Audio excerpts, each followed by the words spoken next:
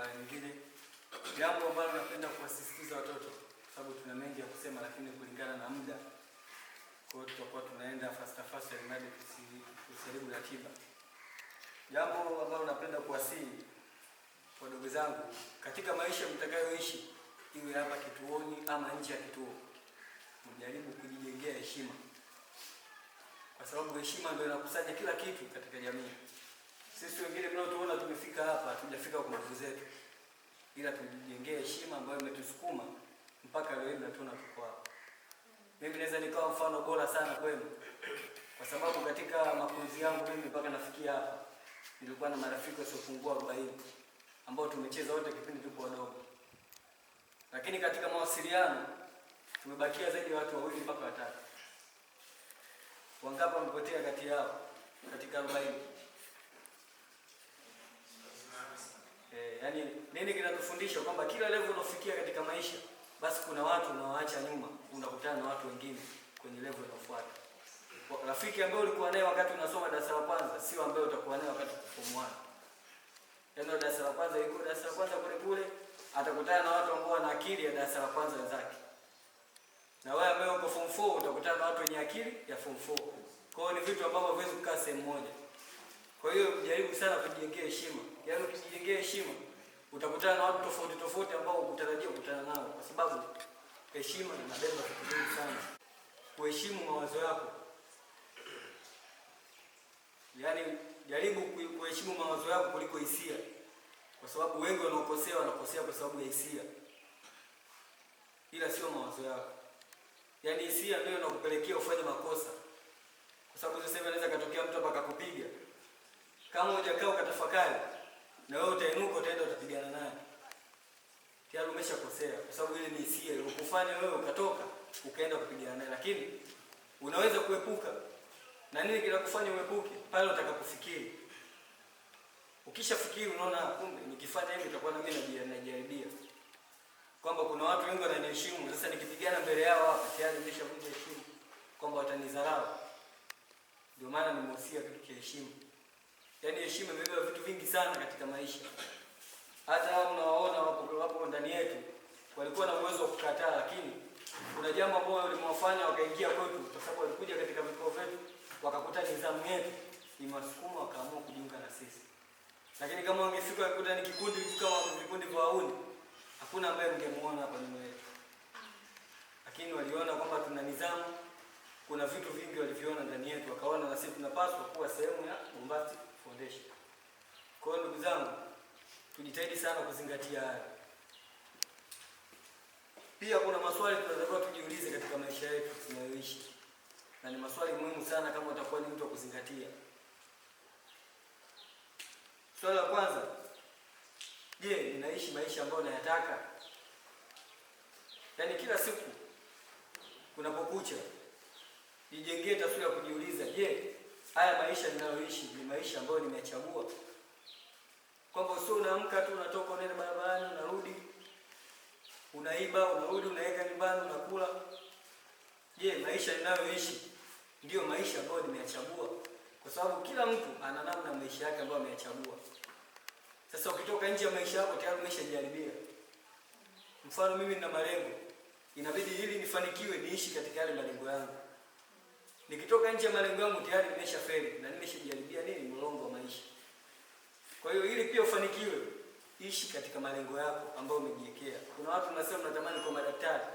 Kama hujakuwa na malengo yako kuyasimamia, udaktari utausikia kwa wenzako.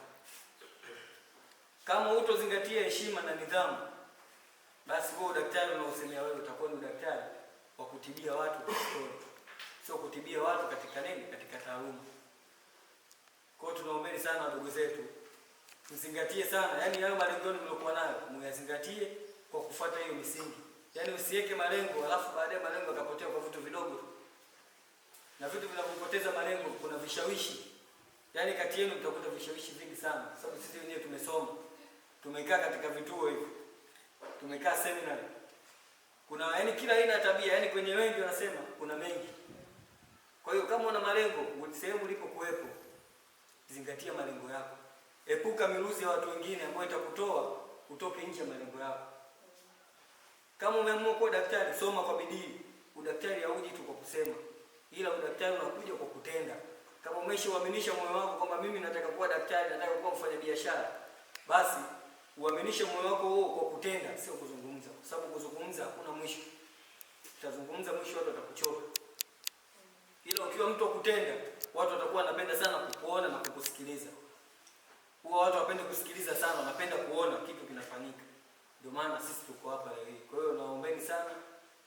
Siko vizuri kuzungumza kwa sababu ya kiafya, lakini naomba hayo niliyowaambia myazingatie, na maana kubwa sana kama mtayashika. Asanteni sana. Mama, naomba nimalize na katibu wangu pale. Lakini yeye ndo pia mtu anayetufanya sisi tupendeze. Yaani kama kuna designer anaweza akamuona huyu bwana ni mzuri sana kwenye kudesign. Tumependeza hivi kwa sababu yake. Naye anakuambia majina. Labda tu niende moja kwa moja kwenye pointi ambayo nilipewa. Mimi cha kuasia ndugu zangu, tupende sana elimu na tupende sana mambo ambayo tunapewa na walezi wetu. Kwa nini?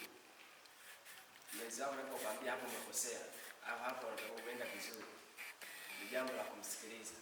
Pasipo iwe mkubwa au mdogo. Unajua sauti ya mtu mkubwa na sauti ya mtu mdogo tunaweza kusema ni sauti moja, ila sasa tunaangalia, je, amekwambia nini? Naona. Kwa hiyo tumshike sana elimu, usimwache aende zake. Na wengine wameongea mengi, mzee wangu ameongea, mwenyekiti, katibu, lakini naweza nikaa kama vile narudia. Pia naona wanachama wenzangu wanapendeza, kazi mmefanya mimi. T-shirt imependeza, na kama unavyomwona mwenyekiti, suti ni mdesignia fresh kabisa. Na kama unavyoniona mimi hapa, asanteni sana.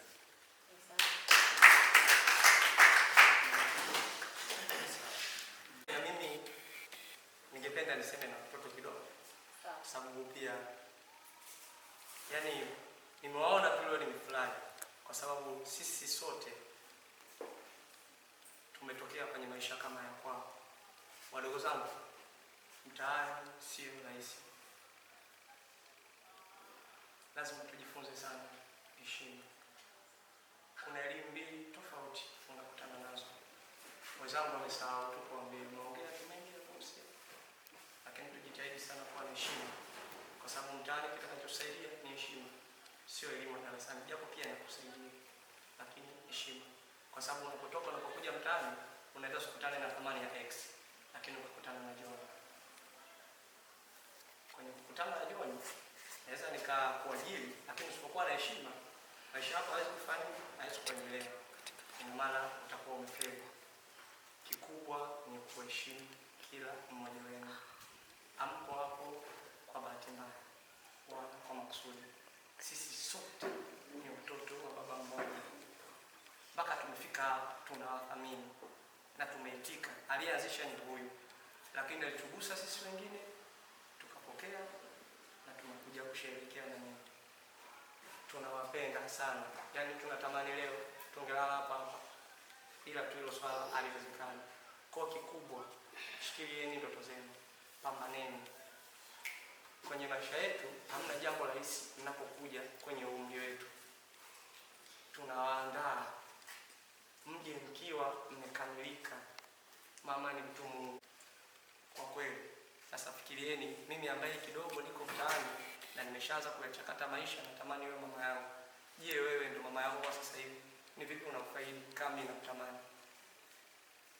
Mpaka mama ameamua kukusanya na kuwalea hivyo mlivyofikia. Mama ni mtu mzuri sana. Kwa hivyo nawasihi sana kuwa na heshima. Jambo la busara sana. Unapokutwa na umri lolote, hata mama atakuelekeza akiwa yupo out of mood, usije ukamrudishia mama. Sema na Mungu wako unakosea. Zungumza na Mungu. Mungu wetu anasikia hata kwa sauti ndogo sana. Usiku tunapata muda wa kujisomea, lakini pia ndio muda mzuri wa kuongea na Mungu kwa sababu ametulia. Unamwambia Mungu wewe niweke pale. Mama leo amekasirika. Mungu fanye hivi. Tusikurupuke. mwingine maamuzi yetu yanaweza katufanya tuwe sahihi, lakini kuna muda mwingine maamuzi yetu yanaweza katupeleka wrong. Kwa kikubwa sana kwenye maisha yetu tujifunze kuwa na heshima, tumheshimu kila mtu, tusijione sisi ni wanyonge sana kwa kuwa hapa. Hapana, hata sisi tuliokuwa huku hatujawa wajanja kuwazidi nyinyi. Sisi na nyinyi wote ni watoto wa baba huyo mmoja. Hatutaki tulikopitia sisi na nyinyi mje mpitie. Wengi mna ndoto, lakini hapa mtu mwenye ndoto. Hao wote sifuri. Walikuwa na ndoto, sasa hivi ndoto zao zote zimebadilika. Mfano mimi mama, sikuwa nawaza kabisa kama leo nitakuwa fundi, nitakuwa hapo Sofia usinishona nao, lakini imetokea tu from nowhere. Maisha yamenipiga huko survive mtaani bila kutokuwa na heshima. Heshima imeniweka hapa. Heshima leo ndio unaniona napendeza. Natafuta cha kwangu na nakula cha kwangu. Tujifunze sana kumheshimu kila mmoja. Tumheshimu mlezi wetu, tumheshimu Mungu wetu, na kila mmoja tutafanikiwa sana. Kwenye ndoto panahitaji bidii. Na waomba sana msome kwa bidii. Kila mmoja atapata timia. Mama sana.